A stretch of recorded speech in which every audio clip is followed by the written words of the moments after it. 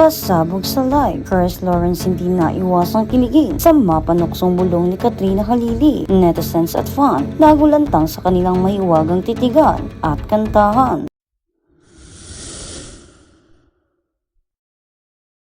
Nayanig ang buong social media at tila tinupok ng matinding kilig ang libo-libong mga taga-subaybay nang masaksihan ang isang pambihirang tagpo sa gitna ng isang live streaming session. Ang kilalang R&B prince na si Chris Lawrence ay hindi nagawang itago ang kanyang pamumula, panlalambot at labis na pagkangiti matapos ang isang mapanuksong sandali kasama ang aktres at dating kapareha si Katrina Halili. Sa gitna ng tawanan, biruan at kantahan, isang munting bulong mula kay Katrina ang tuluyang nagpalukso sa puso ng singer at nag-iwan ng malaking palaisipan sa publiko. Ano nga ba ang misteryosong sinabi ng aktres na nagdulot ng ganoong reaksyon mula kay Chris Lawrence? Ang muling pagtatagpo sa gitna ng tawanan at musika. Nagsimula ang lahat bilang isang masayang jamming session na bukas para sa mga manunood online. Simula pa lamang ng video, pansin-pansin na ang napakaagang ineriya sa pagitan ni Chris at Katrina kasama ang ilang mga kaibigan at taga-suporta. Naging sentro ng usapan ang kanilang masiglang kulitan. Hindi nagtagal, bumirit ang musika at sinimulan nilang awitin ang mga paboritong kanta tulad ng Bleeding Love, My Boo at ang sikat na romantikong awitin na All of Me. Sa bawat linyang binipitawan tila may sariling kwento at pahiwatig ang bawat himig. Ang mga linyang nagpapahayag ng wagas na pagmamahal at pag-aalalay ng buong sarili ay binigyang buhay ng kanilang boses, bagay na agad napansin ng mga mapanuring mata ng mga taga-subaybay habang umaawit si Chris Lawrence ng All of Me. Kapansin-pansin ang kanyang panakanakang pagsulya kay Katrina habang binibigkas ang mga linyang may kinalaman sa pagtanggap sa bawat kahinaan at kagandahan ng isang tao. Ang ganitong tagpo ay sapat na upang magsimulang magwala ang comment section sa bugso ng emosyon. Ang bulong na nagpahinto sa mundo ng mga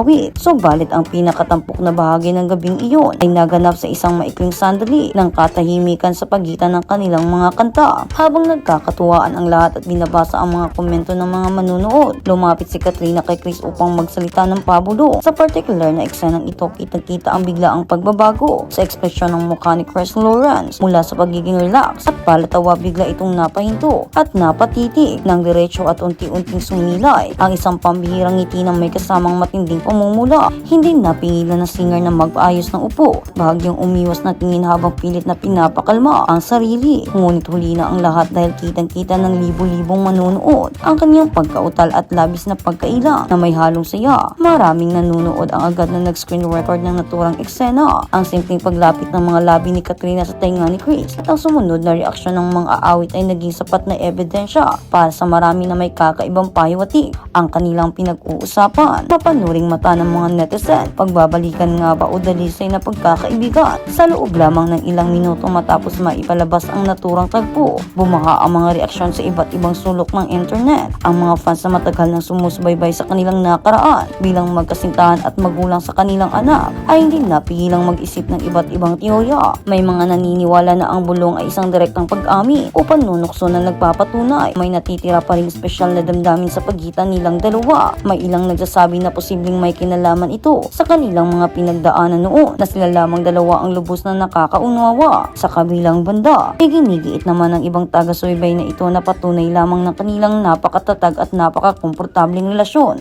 bilang matalik na magkaibigan at co-parent. Ano man ang tunay na nilalaman ng bulong na iyon, isang bagay ang hindi maipagkakaila. Buhay na buhay ang kakaibang kislap sa kanilang mga mata tuwing sila ay magkasama. Ang makasaysayang ugnayan ng dalawang bituin upang lubos na maunawaan kung bakit naging ganito kalakas ang epekto ng tagpong ito sa publiko. Mahalagang balikan ang kanilang mahabang kasaysayan. Sina Chris Lawrence at Katrina Halili ay mayroong nakaraan na sinusubaybayan ng buong bansa. Sa kabila ng kanilang naging hiwalayan, maraming taon na ang nakalipas. Kapwa nila pinatunayan na kaya nilang maging ehemplo ng isang maayos, mapayapa at marespetong samahan. Hindi naging hadlang ang kanilang paghiwalay upang mapanatili ang isang magandang komunikasyon, lalo na para sa kapakanan ng kanilang pamilya. Sa industriya kung saan karaniwan ang bangayan at hilwaan matapos ang paghiwalay, ang kanilang relasyon ay palaging tinitingnan bilang isang magandang halimbawa ng pagiging mature at responsable. Dahil dito sa tuwing makikita silang magkasama sa isang masayang tagpo tulad ng livestream na ito, hindi maiiwasan ng mga tagahanga na magbalik tanaw at umasa na baka sakaling may ikalawang pagkakataon para sa sa kanilang dalawa. Kilig na hindi maipagkakaila sa harap ng kamera. Sa kabuuan ng live session, kitang-kita ang kawalan ng anumang bakas ng pagkaila o formalidad sa pagitan nila. Tawanan ni Katrina ay malaya at totoo, habang si Chris naman ay palaging handang sumuporta at sumubaybay sa bawat biruan. Nang marinig ang mga salitang "I'm shy Chris" mula kay Katrina sa gitna ng kanilang duet, lalong naging malinaw kung gaano kalapit ang kanilang loob sa isa't isa. Ang bawat biruan tungkol sa kanilang mga schedule, ang pagbanggit sa maagang tiping kinabukasan at ang simpleng pag-aalaga sa paligid habang nagpapatuloy ang musika ay nagpapakita ng isang ugnayang hindi basta-basta mapapantayan ng ordinaryong magkaibigan. Para sa mga sumusubaybay mula simula hanggang dulo, ang livestream na iyon ay hindi lamang isang simpleng pagpapakitang gilas sa mga aawit, kundi isang bintana sa kanilang tunay na samahan sa likod ng mga kamera. Ang misteryong patuloy na pag-uusapan hanggang sa matapos ang live video, nananatiling tikom ang bibig ng dalawa kung ano nga ba talaga ang eksaktong ibinulong ni Katrina na nagdulot ng matinding pamumula kay Chris. Walang formal na paglilinaw na inilabas ang alinmang kampo,